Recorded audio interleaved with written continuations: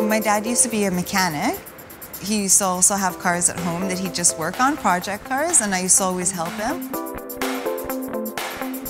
I think that just made me love cars a lot. It was a warm feeling coming back here. It just felt comfortable. After high school, I couldn't decide what I really wanted to do. So I went to college, took a bunch of courses, and then finally decided on interior design.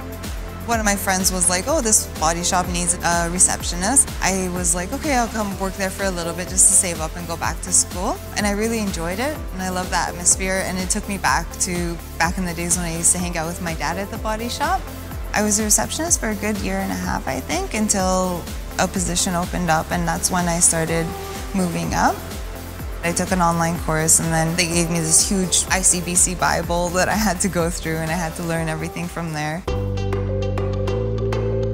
As an estimator, I look at vehicles with the customer, have them explain how the accident happened, and then I find out exactly what needs to be done to fix that car. If it's an insurance thing, I'm sending them pictures of the vehicle, pictures of the damaged parts, and the estimate of what I think is related to the damage. We send the vehicle down to the repair tech who repairs anything necessary. He'll send it over to the paint department, and they'll refinish the vehicle, and then we're all done with the vehicle.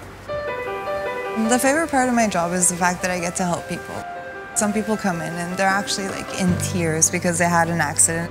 We'll sit them down, we'll give them a step-by-step map of how to deal with the situation, and they're just so thankful. I wish that other women would get into this field because it's a great job to have, and it's something that I feel like women stay away from just because they feel like, oh, it's a body shop and there's just a bunch of guys and everything like that, but it's really not. Like, it's a great environment to work in, and it's a lot of fun working here, right? So I think other women should look into it.